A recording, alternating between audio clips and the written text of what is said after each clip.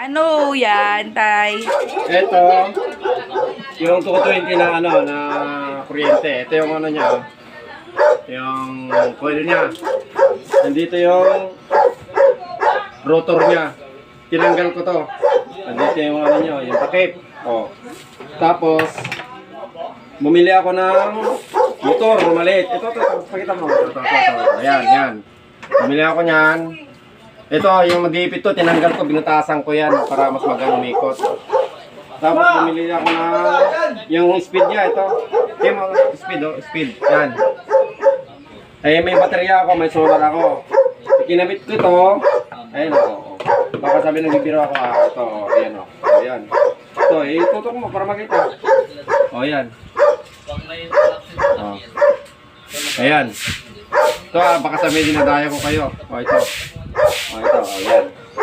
12 volt yan. Kinabit ko sa baterya. Ayan, o. Ayan.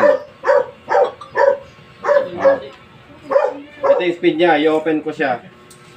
O, ayan, o. Diba? O, ayan. O, yung gustong magpa-assemble, punta sa bahay.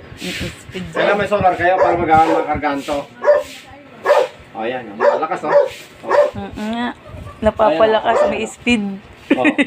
Ayan, o. Malakas, o. Order lang yan. Order lang yan. Ayan, o. Ayan. DIY. Yung gusto makatipid ng kuryente. O, bilhin na ng solar. Unang baterya. Baterya ito ng e-trike. Kaso may pagkamaltap, buwanan nyo, mga 252 to 3,000. Ay, simple lang. Makakatipid na ako ng kuryente. O, ayan. Ayan. Ilaw na yan. Ito. Kita mo to. Ito. Ayan. Ilaw ng solar to. Ilaw ng solar to. Kumakahit ng solar sa ilaw sa gabi. Hanggang doon. Sa may labas. Okay na tayo. 2 minutes na.